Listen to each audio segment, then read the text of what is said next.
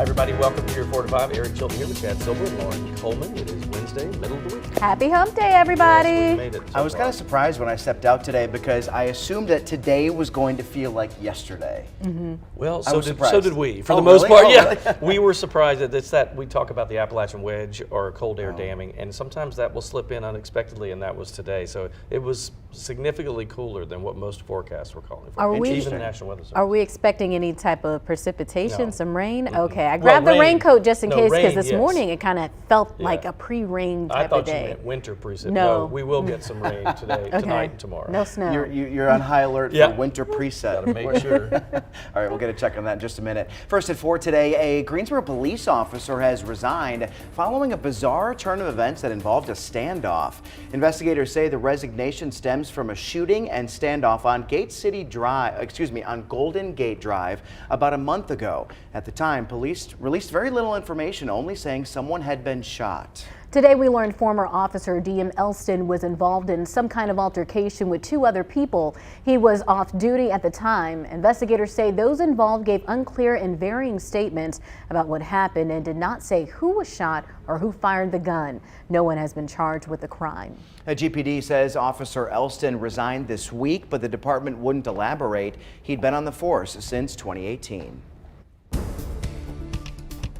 We talk about that Appalachian wedge, don't we, occasionally in this part of the world. For the last 60 years, we've been talking about this. It does happen occasionally when some of that cold air, high pressure develops to the north, and it'll get pushed up against the mountains and kind of back up over the triad. So yes, it was significantly cooler. And look at the differences here. From up north and west, you've got 58 and 57 for Mount Airy and Jefferson, so in Surrey and Ashe counties. And then if you scoot down to Troy and Pinehurst, we're in the low 70s. So it's, almost a 20-degree difference there in that spread. And that is because that cold air backs up across the area. We're in the low to mid 60s across the region right now, still calling for that overnight low around 54 tonight, mostly cloudy. We'll see some of the showers moving in. We do think we'll still hold that forecast, that wedge not really hanging in there too long, but still some rain tomorrow and a high temperature well above normal to 70. If you look at the clouds across the region, yep, we've got a few of them. Most of the rain is way back to the west. Now all of this will be developing and pushing in our direction in the overnight hours and into the morning as well. Here's what it looks like on the surface chart. There's that heavier rain moving through. That's at 5 a.m. So a lot of you will see this when you wake up or when you're getting ready to head out for school or work. And then that second front, that's the one we'll watch for Friday. There's a possibility by Friday we could see some heavier thunderstorm activity. We'll keep you posted on that. We're in a slight risk for some heavier thunderstorms. We'll go with 70 tomorrow, 64 on Friday. Both days it is a 70% chance of showers or storms. And then the weekend is a little bit cooler, but still nice, low to mid 60s and sunny for Saturday and Sunday. Hey, lots of exciting things going on in the Triad today, and one you cannot ignore. Tourneytown time is here. The court is set. Fans are pumped. Yeah, the first game of the women's ACC tournament is already in the books. Virginia played Wake Forest this afternoon. The Demon Deacons went on to win it 68-57. It's all going down at the Greensboro Coliseum. That's where we can find WFMY News 2's Jalen Gilkey. And Jalen, you met some true diehard fans so far. Yeah, guys. And as soon as you step inside the Coliseum, you can just feel the buzz in the air as day 1 of the ACC women's tournament is on the way. In the 1 o'clock game, Wake Forest, they knocked off Virginia to advance to tomorrow's second round. But before tip-off, I met 3 students from Wake Forest who made the short drive from Winston-Salem to Greensboro. They're not from the area, but they do know how much the ACC tournament means to the Triad, and they made their trip over here to support their Demon Deacon classmates. Besides being right in the middle of the heart of the ACC in North Carolina. So, I mean, it's awesome to be out here. I hope it stays out here. But it needs to be in Greensboro for sure. We've seen all the work they've put in this season. Everyone on the team is just amazing people to be around. And we want to see them come out and get a dub today in Greensboro. And although it's the first time at the ACC tourney for those 3 guys, I met a trio of ladies who have been coming here to Greensboro since their favorite team joined the league back in 2012. Well, the first thing is the weather. Getting away from the snow belt for a while, and it's always warmer here, and flowers are in bloom. And it's a wonderful area. It has a lot of things to see and do besides just the basketball. All we had was intramural sports. It was never any organized type of women's sports. And I feel these girls do need the support because it wasn't there for us. So I'm kind of participating as I missed that part in my life. The Fighting Irish are the 1 seed at this year's tournament, so that means they don't play until Friday, but these ladies are still here to root on and cheer on all the women athletes competing today. So exciting. It is cool. It's so cool, and I love seeing fans that had come from all over the place. I mean, you know, the ACC just spans the whole East Coast, basically. So it's great to see people coming here. Hopefully they arrived yesterday when the weather was a lot warmer. And tomorrow we're thinking we might rebound a little bit.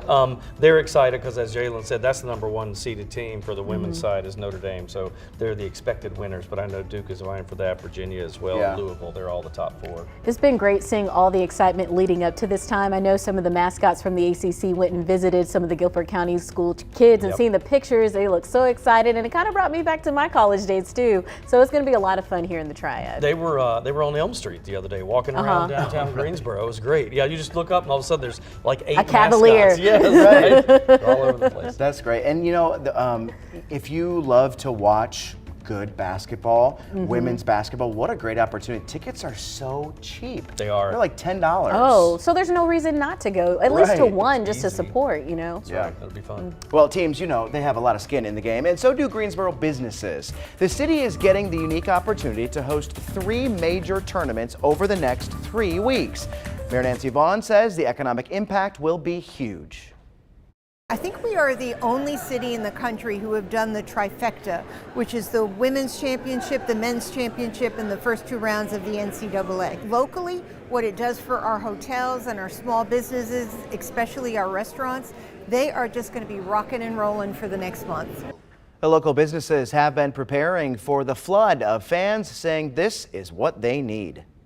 It's been hard because of COVID, trying to keep up with, you know, all the people that we used to have before. But I feel like 2023 is bringing a lot of excitement and a lot of people more in town. Last summer, USC and UCLA shocked the college world by announcing they would join the Big Ten. The move sparked discussion of conference realignment and the future of the ACC.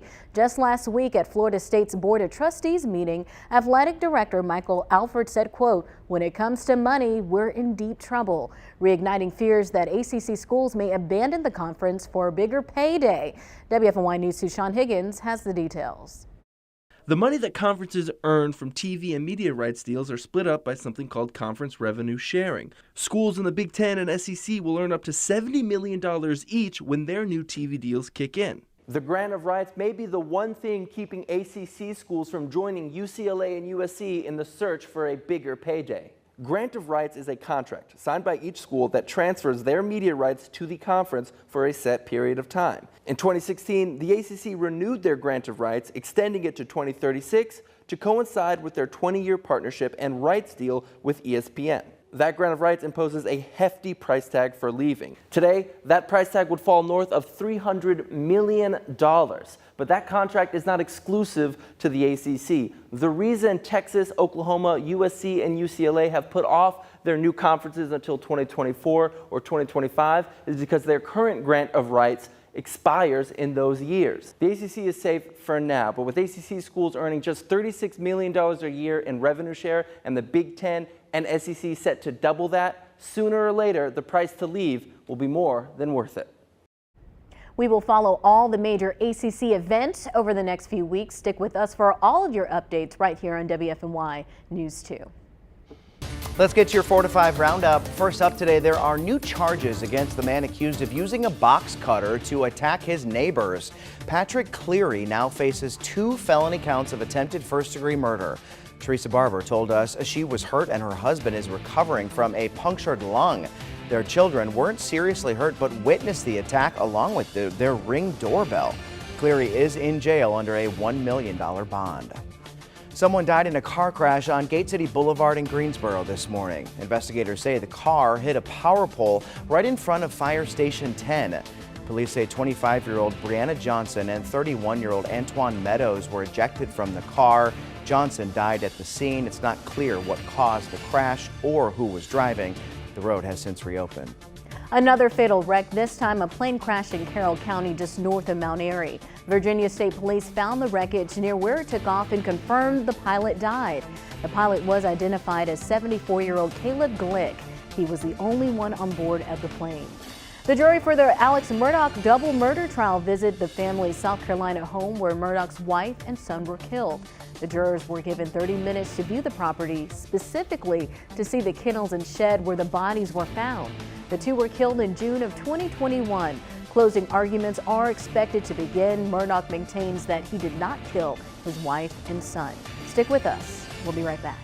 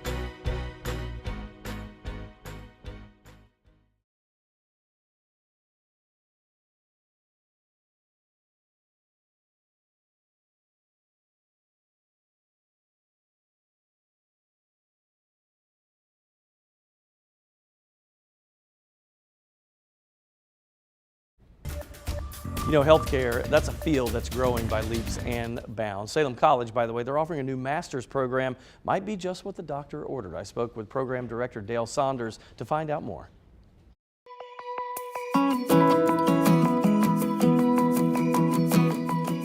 So Dale, this sounds exciting. And my first question, when I heard about this was, was this field, do we need more people in this field? And you had an answer for that. It's interesting how the history of how this came about.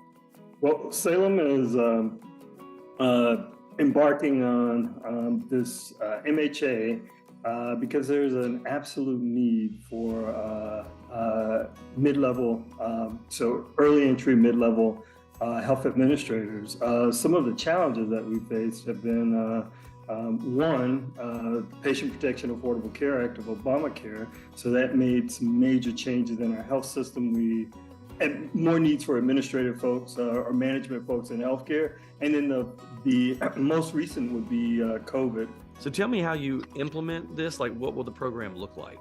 Our first cohort of students will start fall 2023. And each year we will bring in a cohort of students. These will be anywhere from 10 to 14 students, so small class size. But we're looking at that personal hands-on touch. So again, it's an online program, high touch, but we're looking at crafty and creative ways to give these students the skills that they need to actually be able to go right out into the industry. So if you peek down the road 10, 15 years, what are your hopes? What will this program be? As I think about the program 10 years down the road, program that's solid, that's accredited, but a program that's most importantly an agent of change, using the 250 plus years of Salem's liberal arts focus to tie into creating individuals that are curious about learning, and they're focused. They're focused on how to make a change for a better tomorrow. Yeah, we appreciate your time. I know you're very busy. This sounds like good stuff. So anytime, obviously, you add a new program, people are excited about it. The key to this is that, I didn't know this until he said it, but the healthcare industry nationwide has grown so much that you need more administrators, not just more doctors and nurses. So it's important to have people to manage the healthcare system. And, you know, if you go up to high up levels of like a hospital like a Cone or a Novant, you're going to make a lot of money. So this is a very good program. Yeah, from what I was reading, the average pay is about $80,000, and some people make well over 6 figures if they're in this field. And also from what I was reading, it's supposed to skyrocket within the next decade or so, this particular field. So if you're looking to make a career change and you want, you know, some levels to climb up the ladder, this could be a great opportunity. That's what he said. He said new start. If you're looking to change a career, this isn't a bad way to do it. And you can do this one online as well. So even more of a bonus. And nice that Salem College is evolving to include more things and see what's coming down the road, and they're able to adapt to it. I just love that campus. I do too. Beautiful. It's really pretty. That's where my governor's school program was when I was in high school, so I got to live there for 6 weeks, and it's just a gorgeous campus. It goes back to the 1700s. Yeah, if I'm not mistaken, like I was saying earlier, I think it's the oldest university or college in North Carolina. State. I think it is too. We'll have to look that up, but if not, it's one of the top 3. I know that And so many of those buildings have stood the test of time. More than 300 years almost for some of them, 250. All right, we're coming back. Stay there.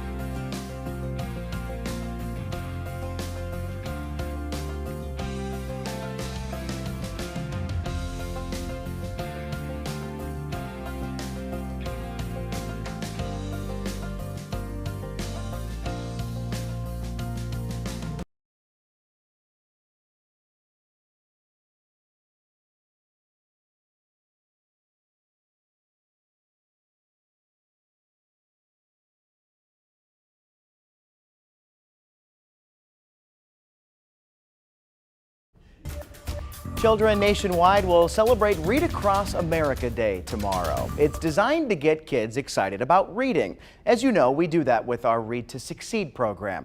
You've got to meet a trio of Guilford County sisters taking it a step further, publishing their first book. WFMY News 2's Tracy McCain sat down with them. 3 sisters. A gymnast. I really want to be an actress. I love art. 3 different interests. So big sister Victoria went to go check on him. Combine their talents to write about the one person who seems to stir the most trouble. Oric throws everything around everywhere. Like, he hides it under the couch, he hides it everywhere.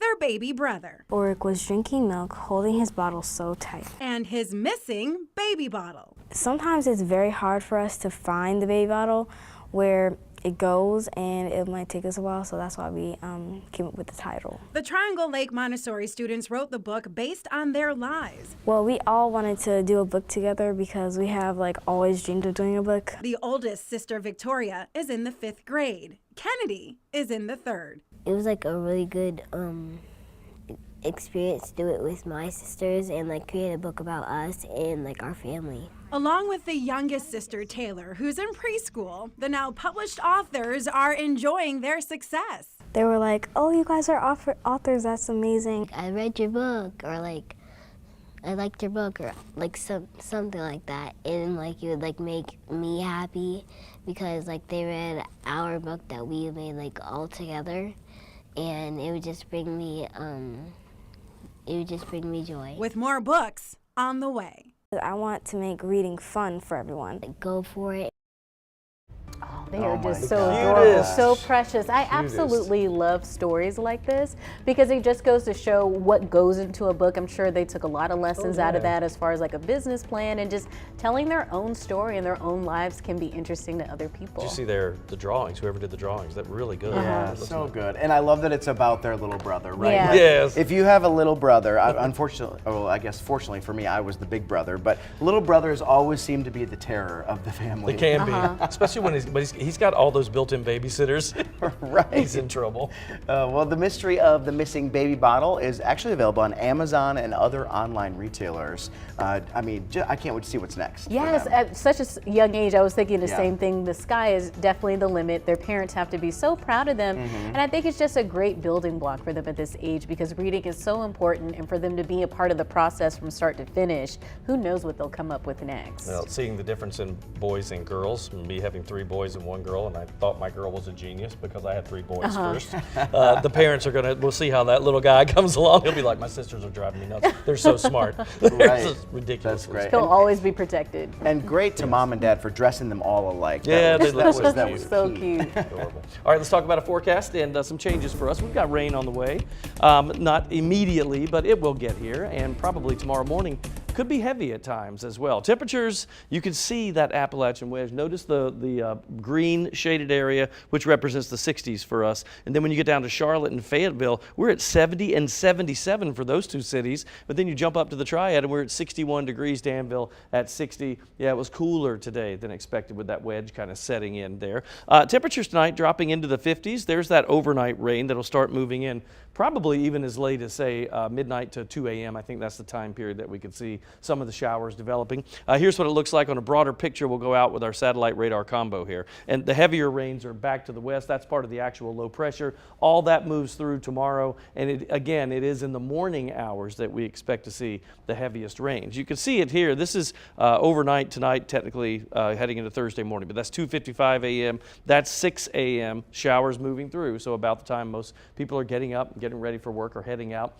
Then you'll see it kind of linger for a little bit. So we'll keep rain chances in as we head into Friday, but a little bit of a concern, not major, but enough that we'll watch this. Storms could be developing along that frontal boundary with that low pressure, and that could be for Friday, let's say first half of the day. Hopefully by Friday evening we'll start to clear out, but we'll be watching for that Friday afternoon and evening as that line moves through. Could be strong at times. We will be here and keep you posted. 7-day forecast, 70% chance of rain. That's for Thursday and Friday with a chance of a thunderstorm embedded on Friday. 70 tomorrow, 64 Friday. The weekend, beautiful, 65 and 62. Lots of sun, a little breezy on Saturday, but that's not bad. Monday, sunny and 64. Next week, an isolated shower Tuesday, Wednesday, high 68 Tuesday, much cooler at 53 by Wednesday.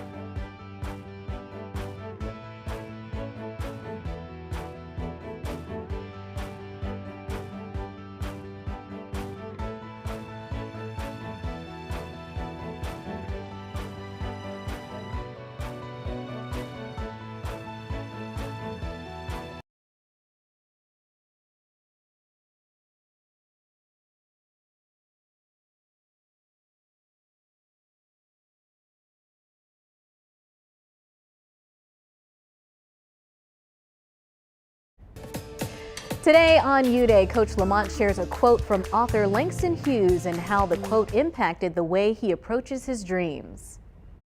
Author Langston Hughes once said, "Hold fast to dreams, for if dreams die, life is a broken-winged bird that cannot fly."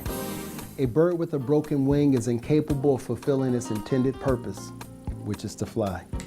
If you allow your dream to die, you are literally telling the world that what you have to offer is irrelevant, and it's definitely not needed. God didn't give you a dream to waste his time, but gave you that dream because the world needs what you are carrying. You alone possess the answer to a lingering question that exists in this world today. Whatever you've been called to do it without delay. Tomorrow shouldn't have to wait for what you are fully capable of providing right now. This is Coach Lamont. Make today your best U Day. I'll see you tomorrow. Yes, some words of wisdom from Coach Lamont. We love to see it, especially on this hump day. I think it was a good message about holding on to your dreams. One thing when I think about this, I went to a master class that Tyler Perry held a couple years ago at a convention that I went to, and he talked about holding on to your dreams, that sometimes you have to keep your dreams to yourself. Because some of the people who are closest to you, your loved ones, your friends and family, sometimes they don't have the capacity to dream as big as you do. So they might start to plant seeds of doubt if you have a dream that might be, you know, really big beyond their imagination. I always just feel like people say, you could do anything you want to do. Well, no, we can't. Like, I can't be a professional football player. There's a part of me that is like, what if your dreams are not what you can do? Like, I think I like if you want to be a singer and you just and you don't have can't the voice. sing. You know, I think at some point you got to realize that big man upstairs are probably going to take you where you need to be. You know. And that's why I think a big part of following your dreams is finding your purpose in life, finding what you're good at and using those talents. Because I think that might just be another example. If you just don't have the talent to actually do something, then but you know have that gifts somewhere else. You have gifts somewhere else. What she said and what he said. I Ditto. second that. Chad said We'll be right back. Put a stamp on it.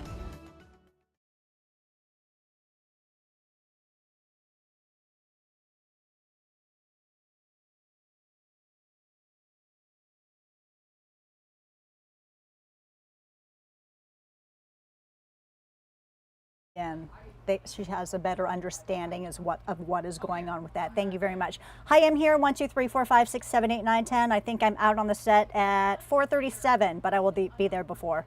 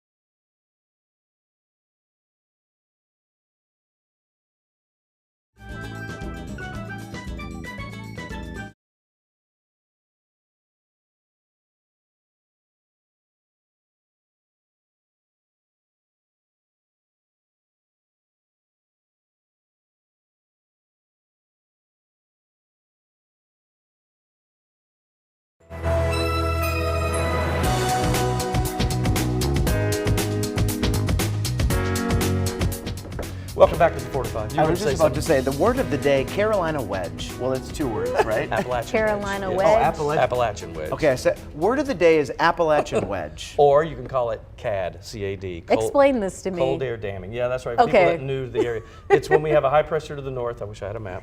And the winds come in from like the northeast and it backs up against the mountain, so it's cooler air. So it literally hits the mountains, fills up and backs up over us, and it makes us colder than we were expecting.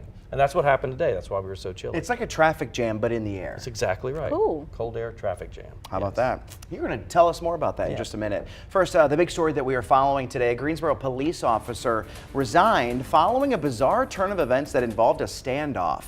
Investigators say the resignation stems from a shooting and a standoff on Golden Gate Drive about a month ago. At the time, police released very little information, only saying someone had been shot. Today we learned former officer D.M. Elston was involved in some kind of altercation with two other people. He was off duty at the time. Investigators say those involved gave unclear and varying statements about what happened and did not say who was shot or who fired the gun.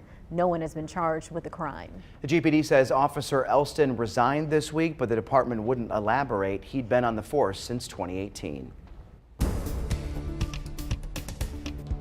Chad said we're going to talk about the wedge. We are. The Appalachian wedge, exactly right. Yeah, that wind's come in from the northeast and it really kind of slips down our mountains and then backs up over the triad. It keeps us cooler than expected. I know there were times, Chad and I were talking about this, you walked out this morning and said, wait a minute, this doesn't feel like upper 60s or something like that. Yeah, we did not do that today. In the 60s, but not quite where we thought we'd be. You look at the cloud cover, though, it was kind of hit or miss. First part of the day, clearer than later, but for the most part, cloudy and cool today. And we do see rain on the way with this next system that will be moving in. Temperatures 61 in the Triad right now, but it jumps up to 70 just an hour and 40 minutes away in Charlotte. Columbia, South Carolina at 75. How about Charleston? 83 degrees. You can tell where the cool air is and is not, can't you? Across the region into the 50s tonight. Late night showers could develop, more likely toward morning. They could be heavy at times tomorrow morning, so your commute may be a little bit on the rainy side. Here's what it looks like. And there's kind of two parts to this system. We'll experience the rain ahead of the actual front, and then when the low pressure actually get here in the cold front on Friday, we may actually have a thunderstorm or two. A little unusual for this time of the year, but not out of the question. And the things are stacking up correctly, it looks like. This is at about 6 o'clock tomorrow morning. A lot of the rain moving through the Triad and pushing on to the east. And then here's that low pressure. Now, this low pressure, as that moves by, that's where the thunderstorm activity comes from, at least with this trailing cold front. As that develops, and some of the models are showing a chance of severe weather for us. It's slim, but we will watch for those isolated thunderstorms, probably the best way to say that. Here's the 7-day forecast. We'll keep those rain chances up to a 70% chance. That'll be for Thursday and Friday. Highs go from 70 tomorrow to 64 on Friday. The weekend is beautiful, sunny and low to mid 60s. We'll hold that into Monday. Tuesday, Wednesday, slight rain chance, not a great one, but different temperatures. 68 on Tuesday. We cool down to 53, below normal for a change by next Wednesday. Tonight, there is a public hearing on proposed short-term rental ordinances in Greensboro. The updated proposed regulations for short-term rentals, which include the rental or private homes through services such as Airbnb, were presented to City Council during its January 26 work session. This topic already has a lot of community interest with signs against the rentals up and down neighborhoods.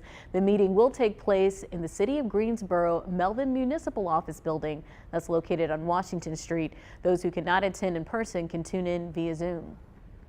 Forsyth County Sheriff Bobby Kimbrough Jr. says he wants to better connect with the people he serves, and he's doing it through a series of open meetings. He's hosting another one tonight at Central Library in Winston-Salem starting at 6 p.m. Anyone is welcome.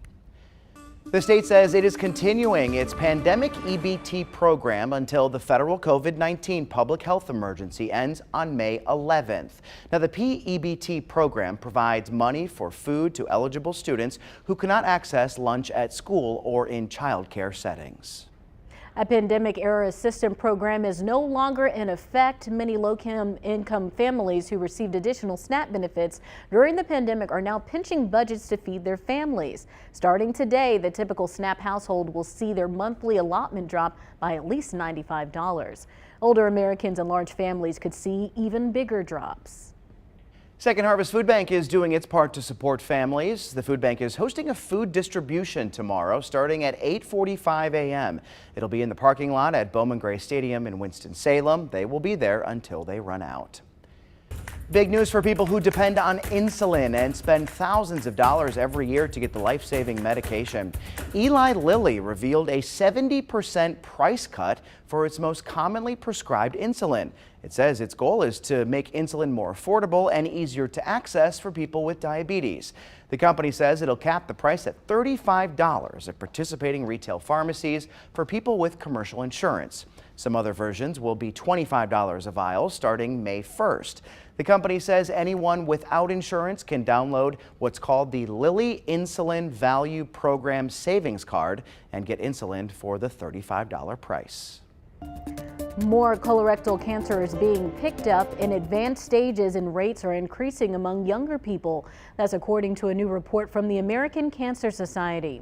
A new report from the American Cancer Society anticipates 153,000 new cancer cases this year and about 52,000 deaths. 60% of new cases are advanced stage disease, and rates are increasing among young people. Shockingly, 1 in 5 people who will be diagnosed presently are younger than 55 years of age, which is quite young for colorectal cancer. Doctors aren't sure what is driving that trend, but say more than half of colorectal cancers are attributed to risk factors under your control, like diet, exercise, and smoking. Doctors recommend knowing your risk and getting screened early. March is known as Colorectal Cancer Awareness Month. We here at WFMY are all familiar with the term check your colon and how it can save a life. When caught early, the survival rate is at least 90%. That's why doctors stress the importance of screening starting at 45 to find and remove abnormal tissue known as polyps. Things like breast cancer, and in this case colon cancer, are actually preventable because we can do a test before it progresses to a cancer and be on top of the game.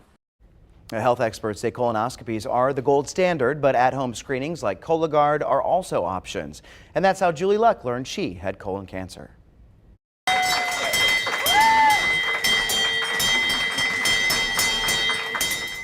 Ringing the bell, declaring her cancer-free was a day Julie won't ever forget. Many of us as well.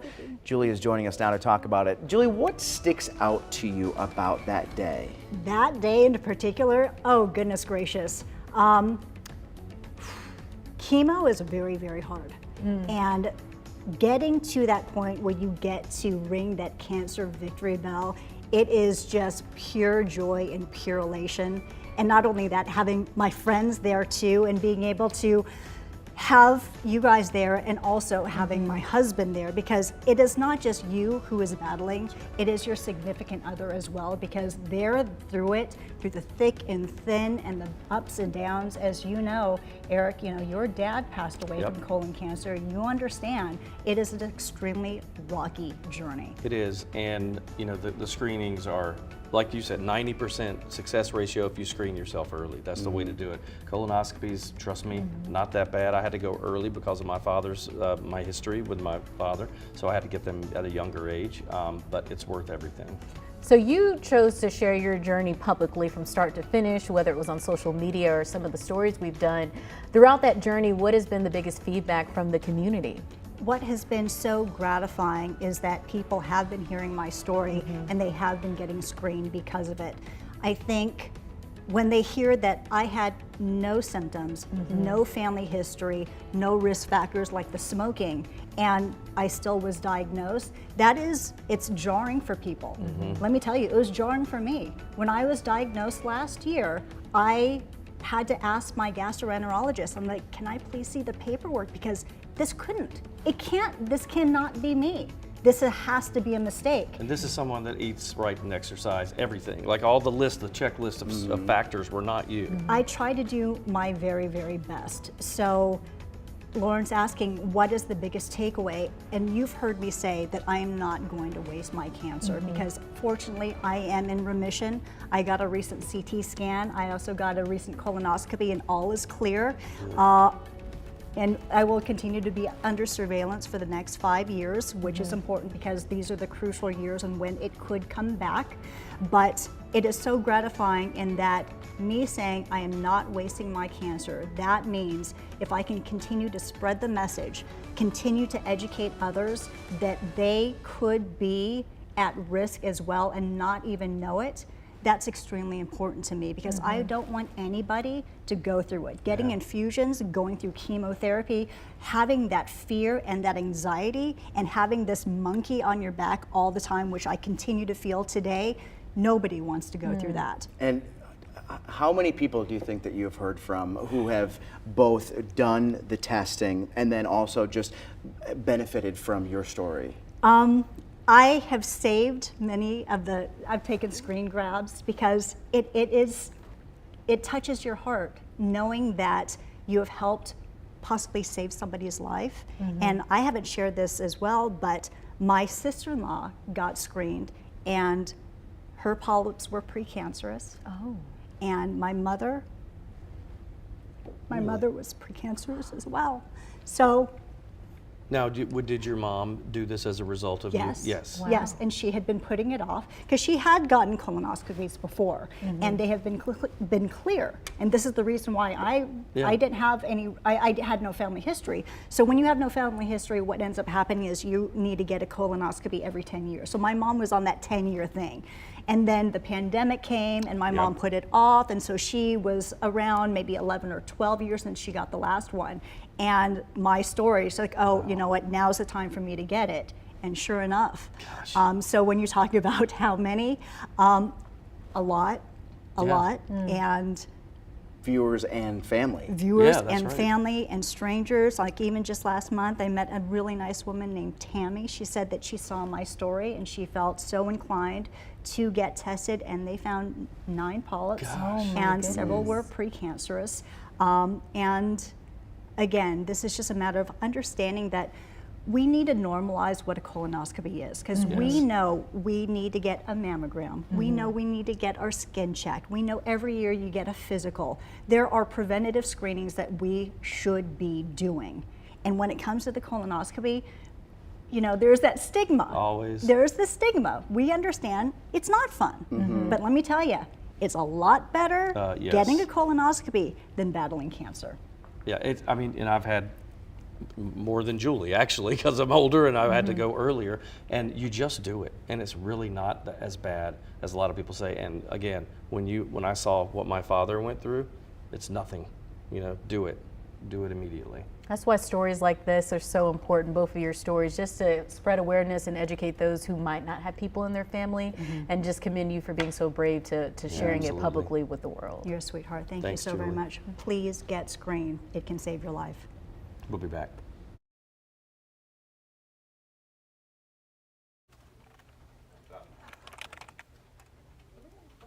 Ice cold milk and an Oreo cookie.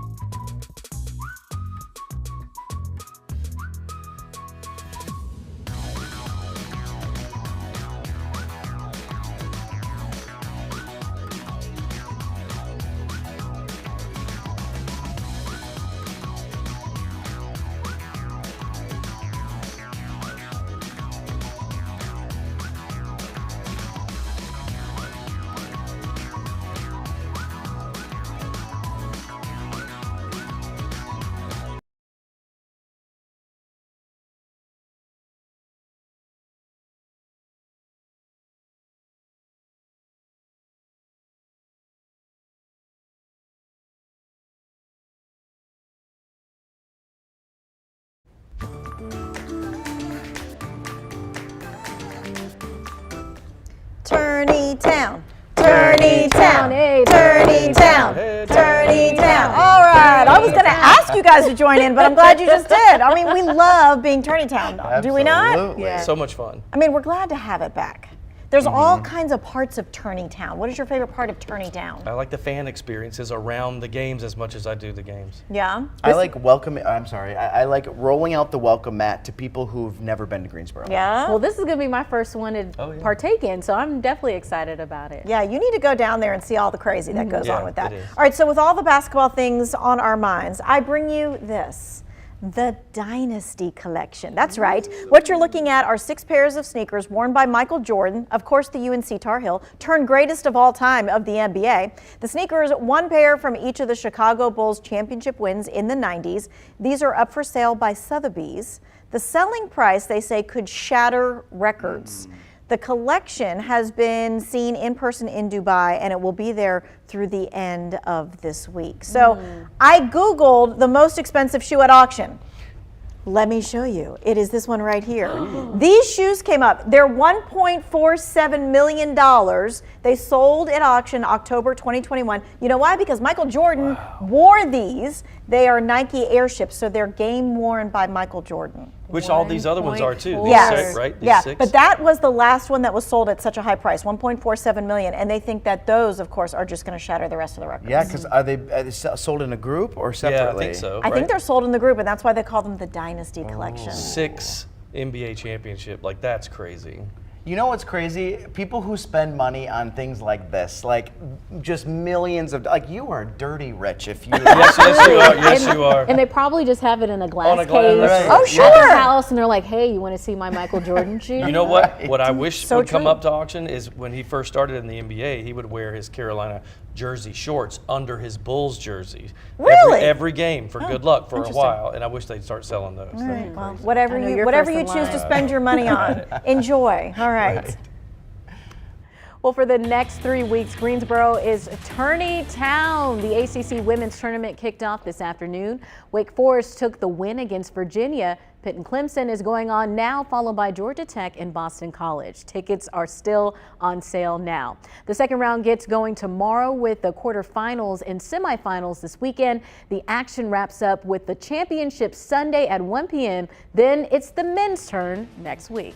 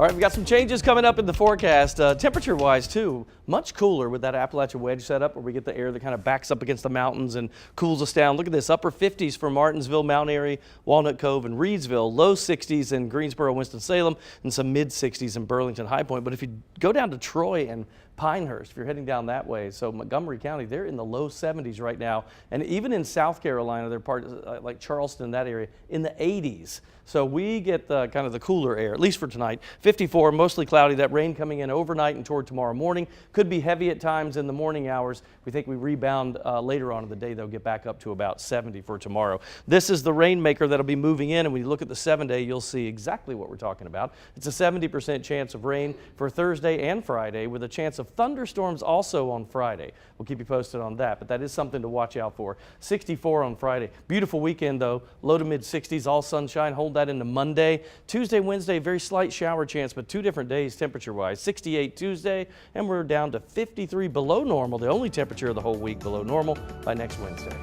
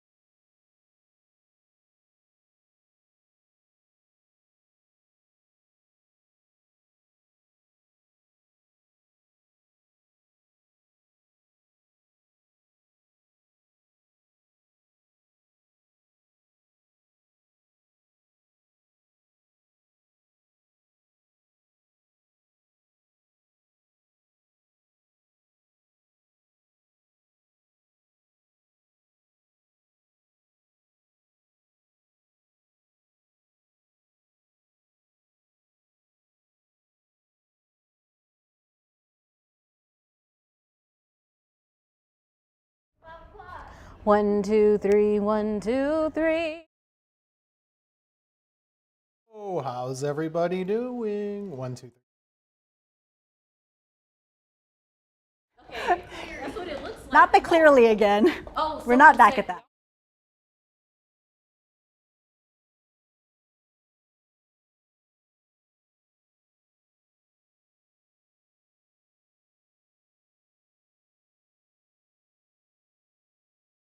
Don't block of the 5, ice cold milk and the Oreo cookie. They forever.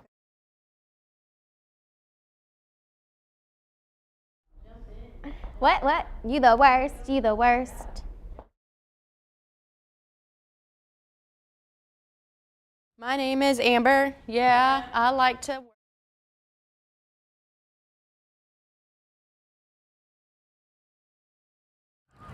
Hey, mic check 1, 2, 3, 4, 5, 6, 7, 8, 9, 10.